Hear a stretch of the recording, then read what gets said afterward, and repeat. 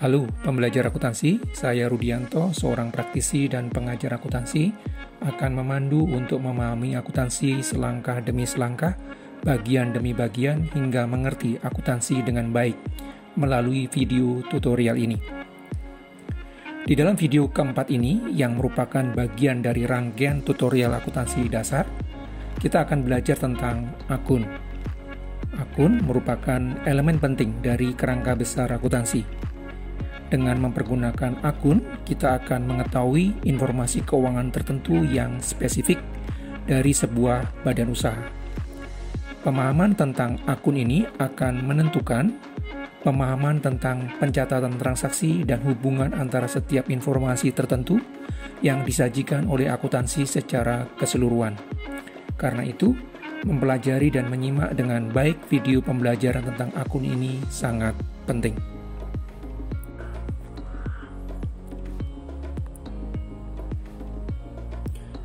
Akun adalah media untuk mencatat secara khusus sumber daya, liabilitas, ekuitas yang dimiliki perusahaan dan perubahan yang terjadi atas ketiganya, serta pendapatan yang diperoleh maupun beban yang dikeluarkan di dalam suatu periode tertentu.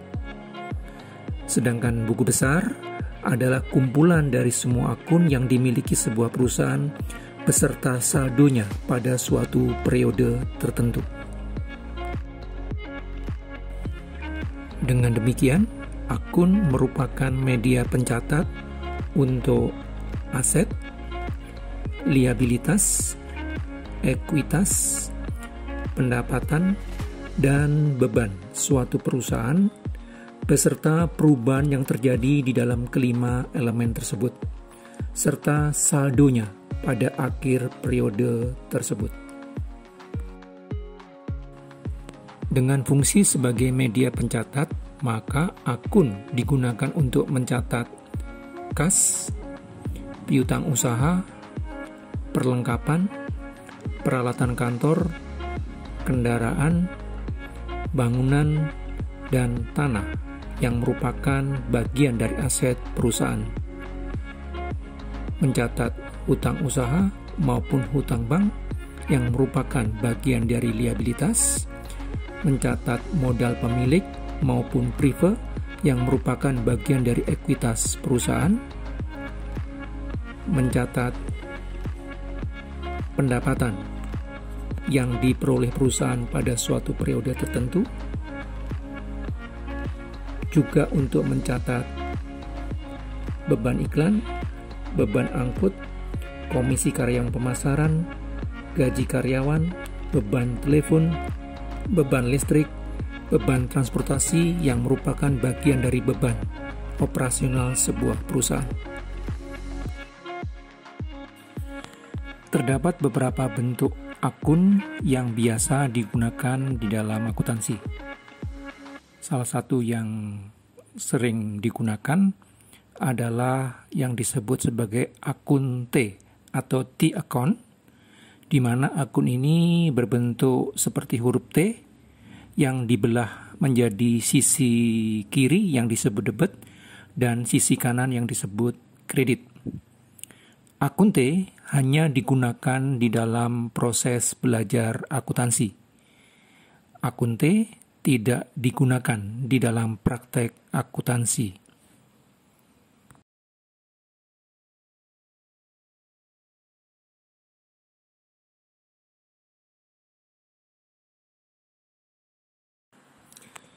Bentuk akun lainnya disebut dengan akun dua kolom karena terdiri dari dua kolom utama, yaitu kolom debit dan kolom kredit.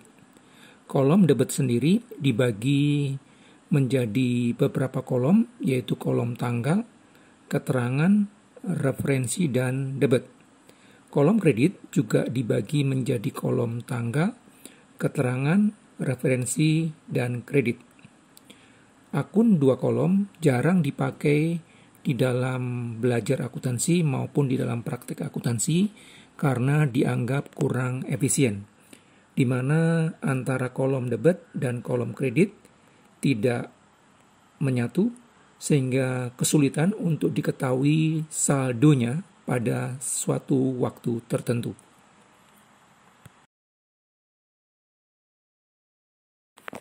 Bentuk akun lainnya disebut sebagai akun 4 kolom.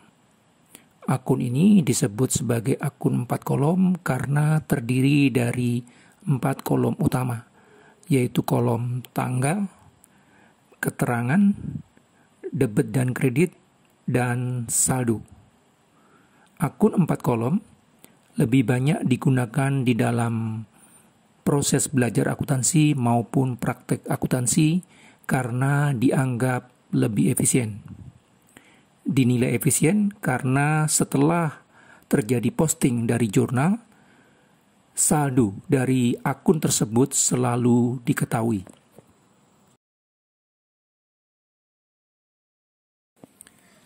Dari semua akun yang dimiliki sebuah perusahaan dibagi menjadi 2 kelompok besar, yaitu akun permanen dan akun temporer. Akun permanen, terkadang disebut sebagai akun real, adalah akun yang saldo akhirnya dibawa ke periode berikutnya sebagai saldo awal. Sedangkan akun temporer, yang terkadang disebut sebagai akun nominal, adalah akun yang saldo akhirnya tidak dibawa ke periode berikutnya dan berakhir pada periode tersebut.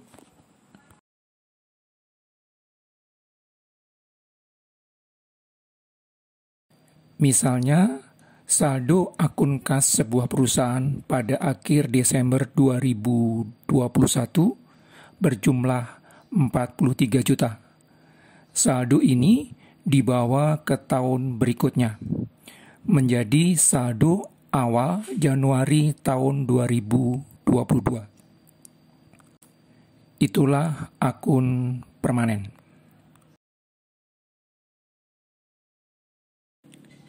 Misalnya, akun pendapatan sebuah perusahaan pada akhir Desember 2021 bersaldo 168 juta.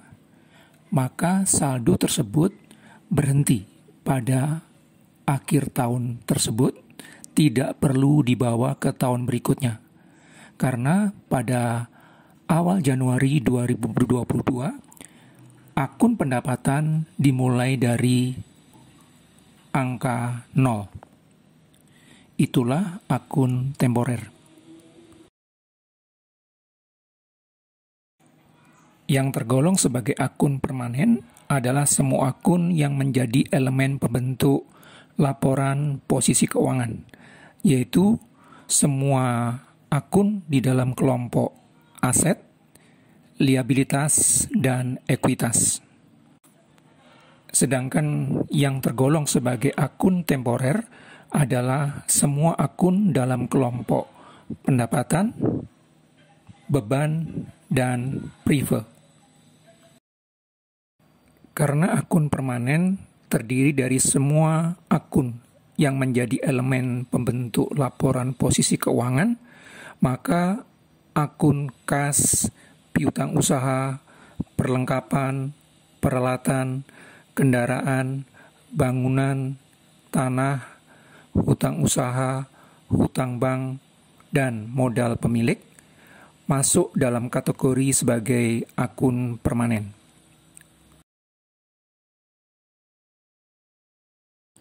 Karena akun temporer terdiri dari semua akun yang menjadi elemen pembentuk laporan laba rugi, maka semua akun pendapatan dan semua akun beban operasional seperti beban iklan, beban angkut, komisi karyawan pemasaran, gaji karyawan, beban telepon, beban listrik, maupun beban transportasi dan beban penyusutan masuk dalam kategori sebagai akun temporer. Untuk mempergunakan akun sebagai media pencatat transaksi maupun informasi tertentu, terdapat satu pedoman dalam mempergunakannya. Semua akun yang dimiliki dan digunakan sebuah perusahaan jasa berbentuk perseorangan dikelompokkan hanya menjadi 6 kelompok akun, yaitu kelompok akun aset, liabilitas, ekuitas, pendapatan, beban, dan prive. Pedoman yang digunakan untuk mencatat transaksi maupun informasi di dalam semua akun di dalam kelompok aset adalah jika bertambah dicatat di sisi debit, jika berkurang dicatat di sisi kredit, di mana saldo normal dari semua akun dalam kelompok aset ada di sisi debit. Itu berarti semua akun di dalam kelompok ini seperti kas, piutang usaha, perlengkapan, peralatan kantor, kendaraan, mesin, bangunan maupun tanah menggunakan pedoman yang sama. Untuk akun di dalam kelompok liabilitas, jika bertambah dicatat di sisi kredit, jika berkurang dicatat di sisi debit. Saldo normal dari akun dalam kelompok ini berada di sisi kredit. Itu berarti untuk semua akun di dalam kelompok liabilitas seperti hutang usaha, hutang bank, obligasi, wesel bayar, dicatat dengan pedoman yang sama. Semua akun di dalam kelompok ekuitas, jika bertambah dicatat di sisi kredit, jika berkurang dicatat di sisi debit. Saldo normal dari akun di dalam kelompok ekuitas berada di sisi kredit.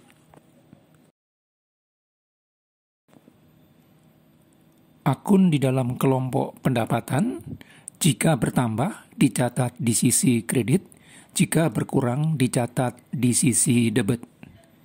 Saldo normal dari akun kelompok pendapatan berada di sisi kredit.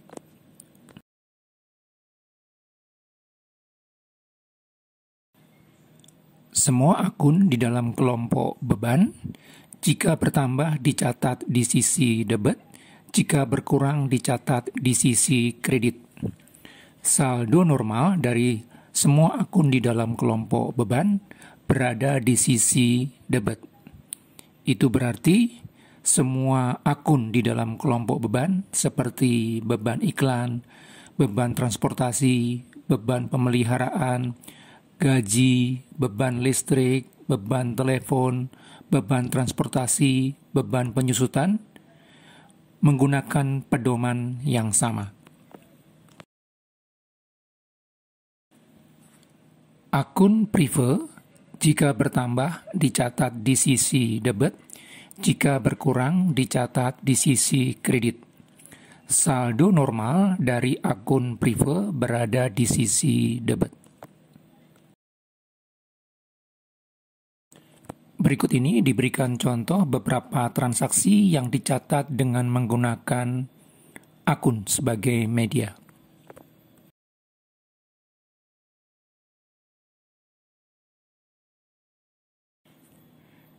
Tina, seorang pemilik perusahaan, menyetorkan uangnya ke dalam perusahaannya sebesar 200 juta sebagai setoran modal.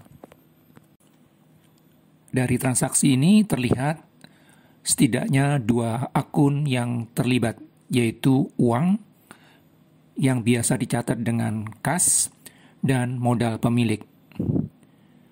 Kas yang merupakan bagian dari aset, jika bertambah dicatat di sisi debit. Sedangkan modal pemilik yang merupakan bagian dari ekuitas, jika bertambah dicatat di sisi kredit. Karena itu, atas transaksi ini, akun kas dicatat di sisi debit sebesar 200 juta dan akun modal Tina dicatat di sisi kredit sebesar 200 juta juga.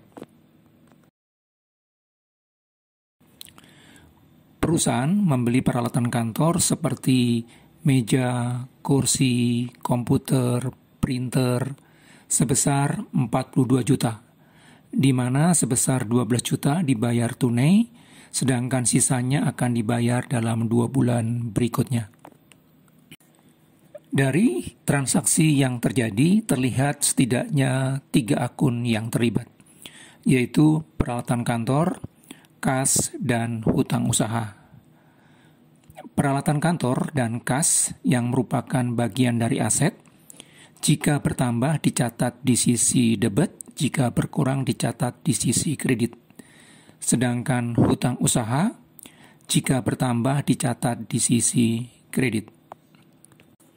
Karena itu, ketika transaksi ini dicatat dengan menggunakan akun, maka akun peralatan kantor dicatat di sisi debit sebesar 42 juta, akun kas dicatat di sisi kredit sebesar 12 juta, dan akun hutang usaha dicatat di sisi kredit sebesar 30 juta.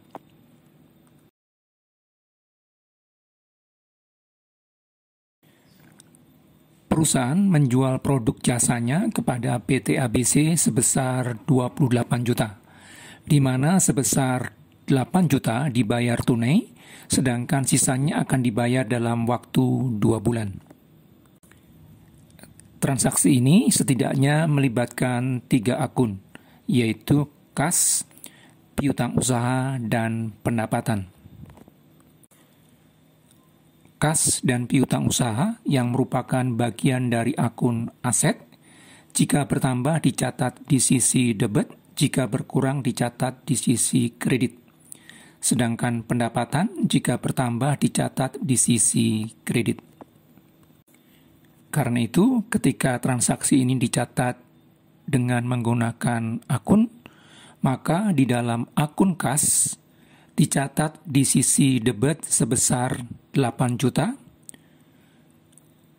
akun piutang usaha dicatat di sisi debit sebesar 20 juta, dan akun pendapatan dicatat di sisi kredit sebesar 28 juta.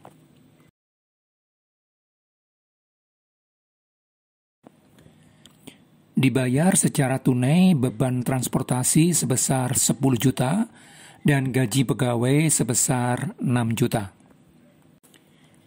Transaksi ini setidaknya melibatkan 3 akun, yaitu akun beban transportasi, gaji, dan kas.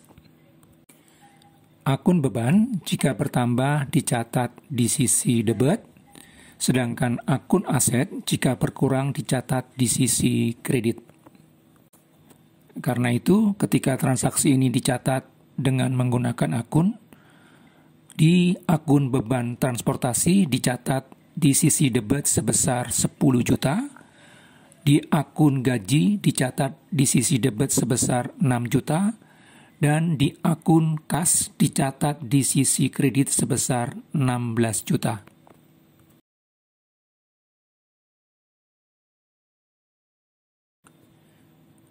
Perusahaan menerima pembayaran sebagian piutang usaha dari PT ABC sebesar 11 juta. Transaksi ini melibatkan 2 akun, yaitu akun kas dan piutang usaha. Baik kas maupun piutang usaha merupakan bagian dari kelompok aset. Jika bertambah, dicatat di sisi debit, jika berkurang dicatat di sisi kredit. Karena itu, ketika transaksi ini dicatat dengan menggunakan akun, di dalam akun kas dicatat di sisi debit sebesar 11 juta, dan di akun piutang usaha dicatat di sisi kredit sebesar 11 juta juga. Tina, pemilik perusahaan, mengambil kas perusahaan sebesar 3 juta untuk kepentingan pribadinya. Transaksi ini melibatkan akun prive dan akun kas. Akun prive jika bertambah dicatat di sisi debit, sedangkan akun aset jika berkurang dicatat di sisi kredit. Karena itu, ketika transaksi ini dicatat dengan menggunakan akun, maka di dalam akun prive dicatat di sisi debit sebesar 3 juta, dan di akun kas dicatat di sisi kredit sebesar 3 juta.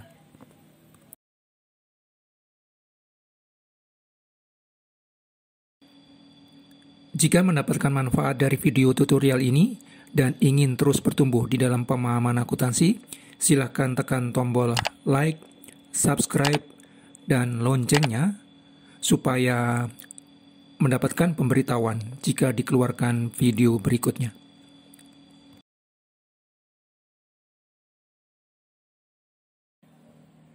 Sebagai praktisi dan pengajar akuntansi yang juga penulis berbagai buku akuntansi, materi tertulis dari video ini bisa didapatkan dari berbagai buku akuntansi yang saya tulis, khususnya pengantar akuntansi yang terbit di tahun-tahun yang berbeda.